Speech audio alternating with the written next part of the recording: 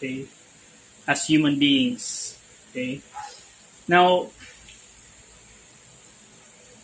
here in the Philippines, our country, sa ating bayan, ang pinakamalaking problemang kinakaharap natin, the biggest problem we're facing here in the Philippines is political upheaval and turmoil. But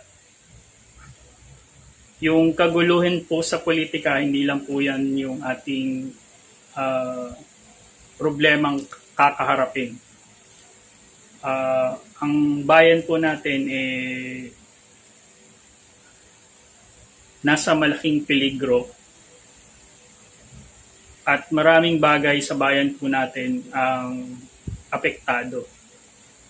Hindi lang po mamamayan, pati yung bayan po mismo natin. At gayon din po yung ibang bansa, as well as other countries that we interact with. Yung mga bansa na ating kaakibat sa ekonomiya at sa mga iba pang bagay. Yung mensahe ko po dito is gusto ko pong malinawan ang bawat isa sa ating mga Pilipino na magkaroon ng klarong pag-iisip at bagong pagtingin sa sitwasyon ng Pilipinas.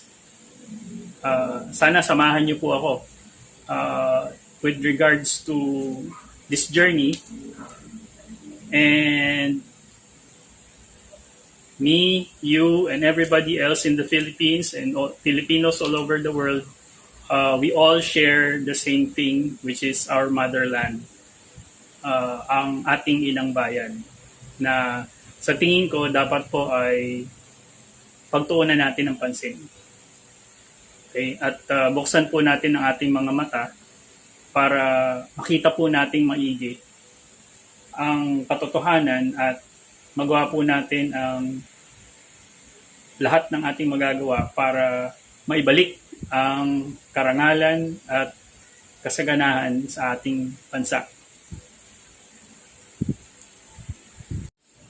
So ang tanong po is, ano ang tunay na kalagayan ng ating bayan, ng bansang Pilipinas? That is my first question, is what is the true state of our nation? And